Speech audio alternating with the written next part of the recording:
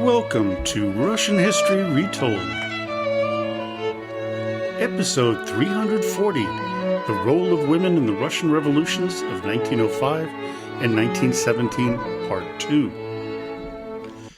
Last time, we covered a number of women and their roles in the Russian revolutions of 1905 and 1917. Today, we cover the rest of those brave women who would change Russia forever. Our first important revolutionary woman in this episode is Ekaterina Dmitrievna Kuskova. Born on November 23, 1869 in Ufa, Ekaterina was a prominent Russian political figure, publicist, and prolific writer who opposed the Bolshevik government. In 1890, Kuskova went to Moscow to further her education. It is here that she began her movement towards being a revolutionary when she joined the Narodniks. After meeting with People's Right leader Mark Natanson, she would join up with the future socialist revolutionary leader Viktor Chernov. After being arrested in 1893 and sent to internal exile in Nizhny Novgorod, Kuskova converted to Marxism and joined a group of social democratic exiles that included her future husband, Sergei Prokopovich. They married in 1895 and moved to Germany 2 years later. It is here that Kuskova would meet Georgy Plekhanov and join the Union of Russian Social Democrats abroad. While in Germany, Kuskova would shift ideologically from pure Marxism to a hybrid form, as highlighted in her highly controversial article, Credo, published in 1899 without her knowledge by Vladimir Lenin.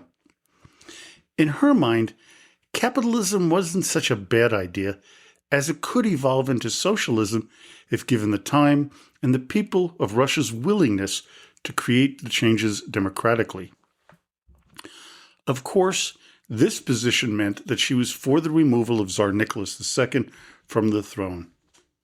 Kuskova became associated with Father Gapon, and on January 9, 1905, at the protest which would become known as Bloody Sunday, she was there. And because of her relationship with Gapon, Kuskova would be arrested and briefly detained. Afterwards, she would become a prolific writer, contributing to journals such as Tovarich, which means comrade, and Bez Zaklavia, without title, both of which were closed down by the authorities. Kuskova would then contribute to the Ruski Vedomotsy, which is the Russian Gazette, to promote her reformist socialist ideas. When the February 1917 revolution occurred and created the provisional government, Kuskova and her husband Sergei became involved, with him taking the position of Minister of Trade and Energy and then as Minister of Food. When the Bolsheviks took control of the government in November, she was fiercely against them. Still, she did not support armed counter-revolution. During the Russian Civil War, because of the famine that ensued, she and her husband, along with other friends, volunteered for the Public Committee for Famine Relief. While tolerated for the moment, the Bolsheviks accused the committee of engaging in anti-Soviet propaganda and had Kuskova and her husband arrested and sent into internal exile. Eventually, they were both expelled from the Soviet Union. They would first move to Berlin and then, with the rise of Adolf Hitler, made their way to Geneva, where she would live until she passed away on December 22, 1958. Next up, we have one of the most famous women who helped spark the revolutions of 1905 and 1917, Nadezhda Krupskaya. Born in 1869 in St. Petersburg to an aristocratic family that had fallen on hard times, she would become Vladimir Lenin's wife when they married on July 22, 1898. Because of her impoverished upbringing and her parents' upper-class, well-educated status, Nadezhda grew up with definitive ideas about the lives of those less fortunate throughout Russia, and in particular, St. Petersburg. Few cities had such a wide disparity between the ultra-wealthy and the poor. From the book Lenin and Krupskaya by Bobrova-Skazia, quote, "From her very childhood, Krupskaya was inspired with the spirit of protest against the ugly life around her." Nadezhda's education pointed her towards the writings of Leo Tolstoy, which further shaped her behavior, her style of dress, and her choices for furnishings at home and at the office, all of which were modest. This would benefit her and Lenin, as they were often forced to live in very Spartan accommodations throughout much of their marriage.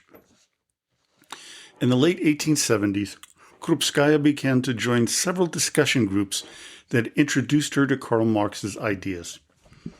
By 1891, she was a full-blown Marxist. She would start organizing strikes to fight for women's and workers' rights. In 1894, Nadezhda would meet Vladimir Ilyich Ulyanov, the future Lenin. There is very little written about their courtship, as they were very private regarding their personal lives. In October 1896, both Lenin and Krupskaya were arrested. Krupskaya was sentenced to eternal exile in Ufa, while Lenin was sent to the Minusинsk region of Siberia.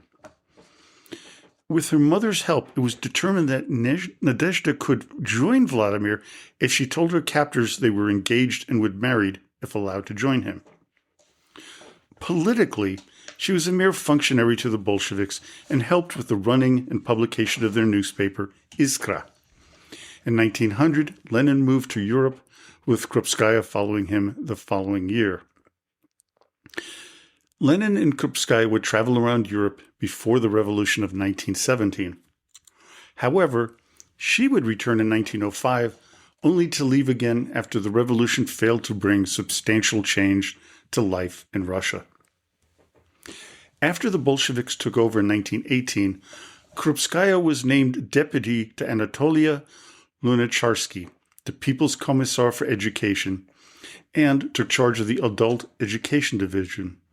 She became chair of the Education Committee in 1920 and was the Deputy Education Commissar starting in 1929. Because of her relationship with Lenin, Krupskaya became a member of the Central Committee of the Communist Party of the Soviet Union in 1924, a member of its Control Commission in 1927, a member of the Supreme Soviet in 1931, and an honorary citizen that same year. This was all well and good, as Krupskaya had a sour relationship with Stalin. This was especially true after her alliance with Grigory Zinoviev and Lev Kamenev, initially trying to oust Leon Trotsky. After Zinoviev and Kamenev were removed, Krupskaya would join Nikolai Bukharin and Alexei Rykov in opposing Stalin, and we all know how that went. Krupskaya would remain a thorn in Stalin's side until her death on February 27, 1939. It has been rumored that she was poisoned by orders from Stalin, although some have argued against this. Still, I believe it is likely that it did happen because the boss was very tired of her antics. Our next woman of note is Ariadna Tyrkova. Born in 1869, Tyrkova would become a vocal advocate for women's rights in Russia. Her father, Vladimir Tyrkov, was a well-to-do landowner whose hereditary estate was Vergezi and the Novgorod region. Adriana would be educated in St. Petersburg, where she would meet and marry A.N. Bormann, an engineer, with whom she had a son. While Tyrkova would become an active participant in women's rights movements in the early 1900s, it was in 1904 that she was arrested while trying to smuggle 400 copies of a periodical known as Liberty, which was published by the banned writer and Marxist Pyotr Struve. Later that year, Ariadna would be arrested yet again, this time being sentenced to 30 months in prison. She would escape and head to Stuttgart, where she would meet the love of her life, the New Zealand journalist and renowned polyglot Harold Williams. After a brief time in Paris, Williams was sent to St. Petersburg, where his wife joined him in 1905 under the general amnesty granted by the October Manifesto. It is here that she helped found the Constitutional Democratic Party, better known as the Cadet Party, and in 1906 became a member of its Central Committee. Between 1905 and 1917, Tyrkova began turning towards the right, which put her in poor standing with the Bolsheviks, forcing her to flee Russia. Bouncing around Europe, she would make her way to the United States, where she would continue writing. Tyrkova would pass away on January 12, 1962, at the age of 92 in Washington, D.C. Alexandra Kollontai would take a very different trajectory from Tyrkova. She would head left early and stay there for the rest of her life. Born in 1872, her family traced back to the 13th century to the Lithuanian Prince of Paskau, Daumantas.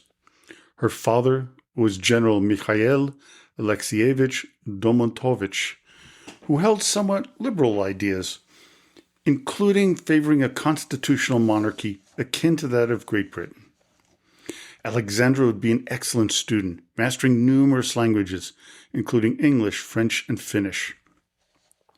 In 1890, she would meet her future cousin and husband, Vladimir Kollontai. Her parents firmly rejected the marriage and sent Alexandra on a tour of Western Europe. Here she would encounter the writings of numerous pro-Marxist authors. Kollontai would meet Elena Stasova, an influential Marxist, who would use Alexandra as a courier to circulate illegal writings throughout St. Petersburg. She would travel through Europe once again, meeting with other leading socialists. Upon her return to Russia in 1899, Kollontai would meet Vladimir Lenin. During the split between the Mensheviks and the Bolsheviks in 1906, she would grudgingly side with the Mensheviks due to their opponents' propensity for violence. This changed in 1915 as she felt the Bolsheviks were more firmly opposed to the ongoing war. In 1917, Kollontai would become a member of the Executive Committee of the Petrograd and, quote, for the rest of 1917, she was a constant agitator for revolution in Russia as a speaker, leaflet writer, and worker on the Bolshevik women's paper, Robotnitsa. At the Second All-Russian Congress of Soviets on October 26th, Kollontai was elected People's Commissar for Social Welfare in the first Soviet government. Still, she resigned in opposition to the Brest-Litovsk peace treaty. Over the coming years, Kollontai would battle with Lenin and Stalin over the direction the Communist Party should take. This tension would lead Stalin to agree to Kollontai's request to be sent abroad as a diplomat. This would lead to over 20 years of self-imposed exile. She would eventually return to Russia, dying on March 9, 1952 in Moscow, just 1 month short of her 80th birthday. Inessa Armand, born in France in 1874, spent much of her childhood in Russia.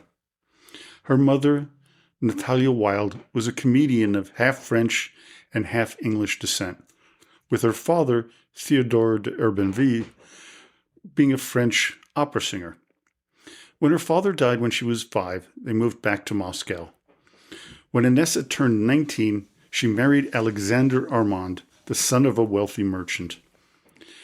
This would be an open marriage, as she would eventually marry Alexander's younger brother, Vladimir. It is her second husband who would steer her towards the left. Beginning in 1903, Armand would pass out radical leaflets after joining the illegal Russian Social Democratic Labor Party. Inessa was arrested in 1907 and sentenced to 2 years internal exile in Meissen in northern Russia. Escaping in late 1908, she headed to Paris, where she met Vladimir Lenin. 3 years later, Armand would become secretary of the Committee of Foreign Organizations, which was established to coordinate the numerous Bolshevik groups in Western Europe. Returning to Russia in 1912, Lenin wanted Inessa to find out what was going on internally and to help get Bolsheviks to be elected to the Duma. Well, of course, she'd be arrested within a few months, but was released on bond posted by, guess who? Her ex-husband, Alexander. Heading out of Russia once again, Armand would live with Vladimir Lenin and Nadezhda Krupskaya in Galicia. Her devotion to the cause and to Lenin himself made her one of his most trusted allies. Armand was then sent to the International Socialist Bureau Conference in Brussels in July 1914. Bertram Wolfe remarked, quote, "He was sending her to meet and do battle with large figures such as Kautsky, Vandervelde, Huysmans, Luxemburg, Plekhanov, Trotsky, and Martov. He counted on her mastery of all the languages of the International, her literal devotion to him and his views, and her steadfastness under fire. Few people, especially women, would have been able to accomplish what she did at the conference, but such was Lenin's faith in her. After tirelessly working to spread the message of the revolution, in particular the Bolshevik idea, Armand was strangely absent from the 1917 Russian Revolution. When she returned to action, Inessa worked hard to promote women's rights and the concept of equality. Unfortunately, she was vehemently opposed to the signing of the Treaty of Brest-Litovsk. This, though, could not shake Lenin's faith in her. Seeing that she was exhausted, Lenin had her head to the Caucasus to take some time off, which, of course, she could not bring herself to do. Inessa Armand would die of cholera on September 24th, 1920, at the age of 46. Maria Spiridonova was born in 1885 in the city of Tambov, about 480 kilometers south or southeast of Moscow, to a family of non-hereditary minor nobility. Growing up, she became increasingly radicalized, eventually joining the Party of Socialist Revolutionaries, also known as the SRs, and became a full-time activist. In 1905, Maria would meet Vladimir Volsky, a fellow member of the SR and Narodnik, who favored violence to bring down the Tsarist government. Spiridonova's first target was Gavril Luzhensovsky. He was a landowner and a local leader of the Union of Russian People, one of the most important branches of the Black Hundreds, an ultra-reactionary pro-Romanov militia. Maria followed Luzhanovsky for days before finally shooting him multiple times. He died from his wounds on February 10, 1906. Spiridonova was captured, tortured, and also likely raped repeatedly. While being found guilty of murder and sentenced to death, her story began to reverberate throughout Russia. Maria was pretty and ethnically Russian. Now, other SR females around this time who were found guilty of various crimes were Jewish, Belarusian, and Ukrainian. Spiridonova's sentence was commuted to exile in a Siberian penal colony, along with 5 other revolutionary women known as the Shesterka, or the Six. Released from captivity after the February 1917 revolution, Spiridonova returned to Moscow, revered as almost a saintly person. I mean, they really thought of her so highly that she would suffer and, sacrifice so much. And after the October Revolution, Maria sided with the left SR, a kind of a rival of the Bolsheviks. She, though, would side with Lenin regarding the signing of the Treaty of Brest-Litovsk, although her honeymoon period with the Bolsheviks would end in the spring of 1918.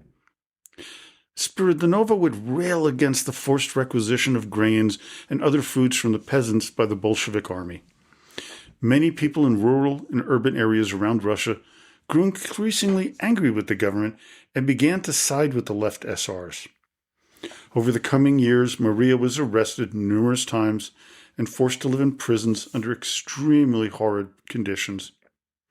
Finally, in 1937, during the Great Purge, Spiridonova would be sentenced to 25 years in prison.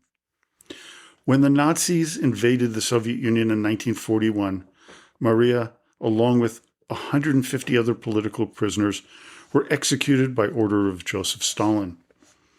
In 1992, Maria Spiridonova was exonerated of all charges for which she had been imprisoned and exiled since 1918 and fully rehabilitated.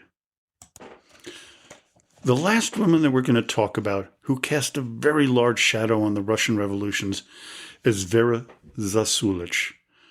Born in Smolensk on August 9, 1849, to a poor noble family, Vera's claim to fame wasn't as in-depth as some of the others we've talked about, but one actually committed shone a bright light on the frustration of the Russian people with the czarist bureaucracy and the plight of the ordinary citizen.